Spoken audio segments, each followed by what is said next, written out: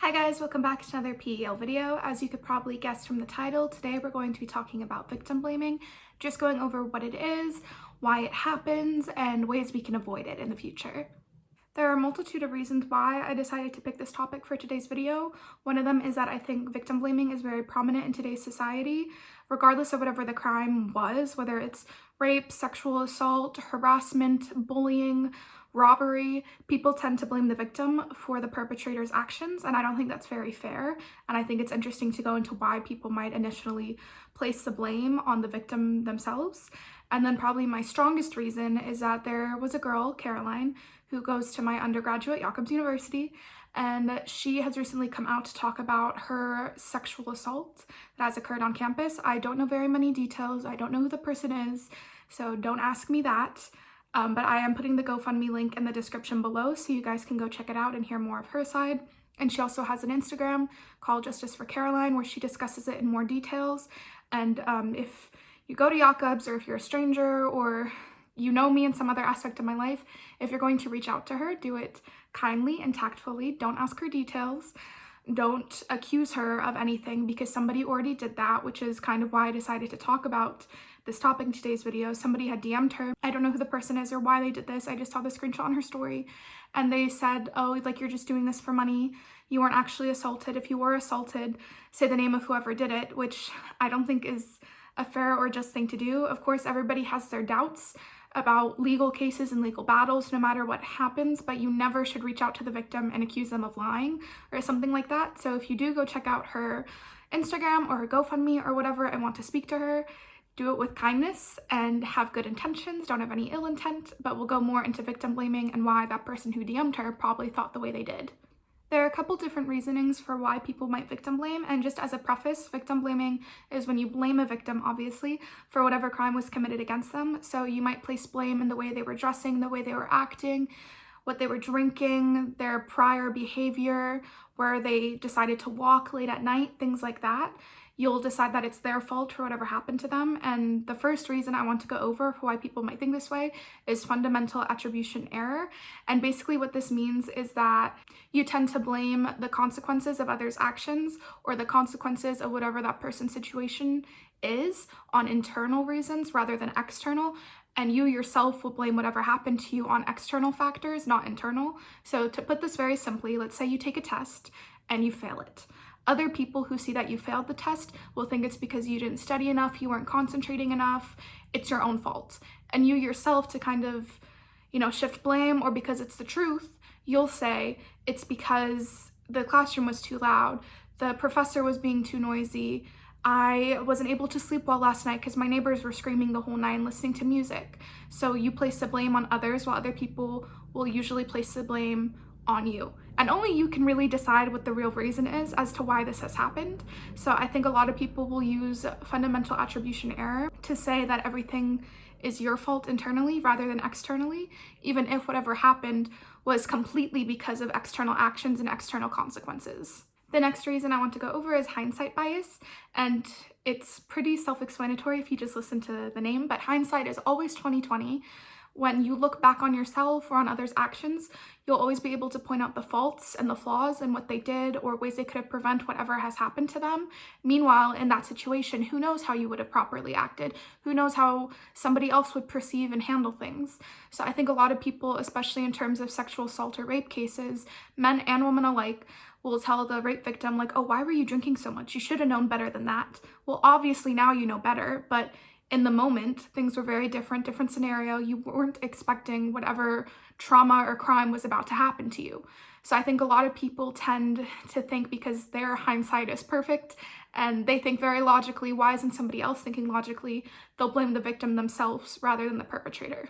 The next one, and probably the most prominent one in my opinion, would be the just world hypothesis. And this is the train of thought or cognitive bias that the world is a just and fair place. So whatever happens to you is a consequence of your own actions. So good things happen to good people and bad things happen to bad people.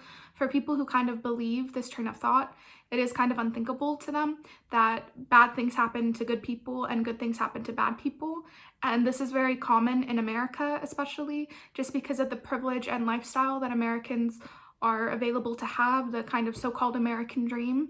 It makes a lot of people in the US strongly believe in the just world hypothesis, and you can definitely see this in news articles and things like that when they talk about people who were rapists or people who sexually assaulted each other.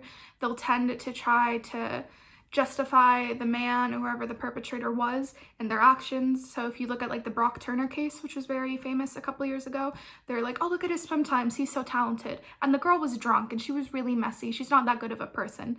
So they're trying to shift the blame onto the victim, because why would a good person do something bad? And why would a bad thing happen to such a good person? So clearly the girl must be at fault. Part of the just world hypothesis is that people tend to hold the victims accountable for what has happened to them because it lessens their fear that something similar could happen to them. So for example, they'll think being mugged or being raped is like easily preventable. So obviously if this has happened to you, it's your own fault, because they don't want to think that the actions they're taking to prevent said crime or said trauma are futile and that this could happen to anybody. They like to think it only happens to people who are behaving recklessly or aren't behaving in the way they would. So it lessens their fear of something like this happening to them. I think you can oftentimes see this in women who blame other women for their rape. They'll blame it on the way they dress, how much they drank, things like that, just because they think, oh, I don't drink that much, I don't dress that promiscuously, I don't engage in promiscuous activities, so obviously this can't happen to me. When meanwhile, that's not the case. It can happen to anybody at any time because it is the perpetrator's fault, not the victim's fault. But in order to try to feel safe and make sense of the world, they like to victim blame just so they think that they can't themselves become victims. There was a study done in regards to the just world hypothesis and victim blaming, and the results of the study showed that there are two different ways of thinking in regards to victim blaming and thinking about the world in these types of situations. And there is binding and individualizing. And for binding, they tend to favor protecting a group or a team as a whole. And for these individuals who think this way, they tend to victim blame. Just because, as I said before, they want to make it seem like society is a just and fair place. So obviously they're going to victim blame, so it makes it less scary for everybody else out there, since it's obviously the victim's fault this stuff happened to them. There aren't just crazy people walking around ready to rape or murder at any chance they have. And then the other type of person, individualizing, is where their focus is more on fairness and preventing harm to an individual. And obviously this type of person tends to sympathize with the victim because they place a lot of importance on the individual and how to keep individuals safe.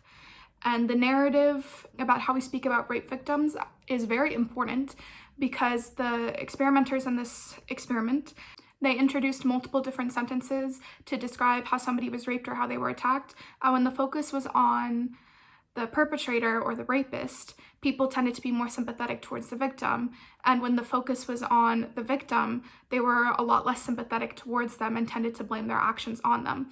When you look at how people in social media or journalists or reporters or whatever talk about different crimes that occur, I think it's very important to notice the terminology they're using and the way they speak about each other and how the situation occurred, because it tends to show their bias and who they're in support of. And it also can sway somebody's mind to be victim blaming or to be actually against the perpetrator themselves.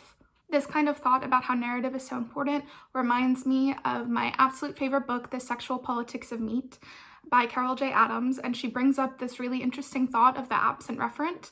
And if you look at the way meat is sold and how the animal industry works, and also how people hypersexualize women in media, there's a lot of crossover and how we refer to women and meat in the same kind of terminology, in the same sort of sentences. You know, the way people speak about women's thighs, their breasts, their body parts is oftentimes very similar to how they'll speak about a piece of meat. So the absent referent is kind of the idea that people will speak about meat not as the actual dead body part it is, but as a different type of term. So for example, we don't call pigs pigs, we call them pork. We don't call cows cows, we call them beef, just to lessen the guilt of eating them and consuming them. So I think this is very similar to how people speak about women in media, especially rape victims in media. They tend to detach the identity and autonomy of the woman that they're speaking about, just so that way it lessens the guilt of the actions that have occurred against her. So I think the absent referent, although it's usually in regards to the animal industry, I think you can see it when you speak about rape victims or sexual assault victims in media. Like I said earlier, people don't really want to think of someone they know as being capable of rape. And I think this is because people have this image in their head that rape or sexual assault is this brutal, awful act where women are taken in the middle of the night and held against their will and all this awful stuff, when rape isn't just yes or no. Rape can be somebody drinks a little too much and somebody takes advantage. Rape can be somebody didn't explicitly say no, but they didn't explicitly say yes. Rape can be coercion. It can be so many other different things. So obviously, your friend doesn't have to be this brutal rapist. He can be somebody who disregards consent completely, and that's still rape, even if you don't want to consider it as such. So I think a lot of people tend to victim blame because they don't want to think of somebody they know as being capable of such an atrocity. But that's also because a lot of people, and I think a lot of men, don't view certain acts as rape. They think there's like this fuzzy middle ground. Like that song Blurred Lines that came out years ago. I hated it the entire time it was popular because he's talking about the blurred lines between yes and no, and yet people were listening to that song and enjoying it, men and women, which was really messed up when you actually sit and listen to the lyrics. It was just a bunch of like 12 and 13-year-olds singing this song while it came on the radio, when it's basically teaching men, like, sometimes women say no, but they don't mean it, and teaching girls, yeah, what you say doesn't really matter because people can still take advantage regardless. So I think all these things kind of come together and allow people to victim blame, just because pop culture and the media and the way everybody acts teaches that rapists are these awful, scary people, and that yes means yes and no doesn't always mean no. Now that we've discussed why victim blaming occurs, let's talk about why it's so harmful. So basically, people need to talk and share their experiences, especially if it's something traumatic, in order to kind of lessen the pain, whether this is with a therapist, with family, with friends, even if it's with your doctor or whatever the case may be. If somebody keeps this stuff bottled up inside, it's just going to eat away at them. And this is true for any sort of mental health problem somebody has, any event they go through, whether it's a car accident, a divorce, sexual assault, being robbed, whatever trauma they experience. If they don't talk it out or find some way to release whatever pain they have, it is only going to get worse. So if you victim blame somebody, especially if they have just come out about the horrific event that has occurred to them, then they're not going to want to speak about it anymore. They're going to feel shame, they're going to feel embarrassed, and then they won't go seek legal action about what has happened to them, and they'll just keep their mouth shut and feel worse and worse. And oftentimes rates of depression, PTSD symptoms, and that type of stuff will increase just because they haven't found an outlet to get this kind of emotional baggage out. Besides what the victim themselves might experience as an individual, I think this also impacts sexual assault survivors as a whole, because if you see somebody else coming out and talking about their experience and immediately being victim blamed, then you yourself will be too scared or be too embarrassed to talk about what has happened yourself. So then there are countless rapists and sexual assaulters who get to walk around completely free because the victims are too scared to speak out because what they've seen happen to other people.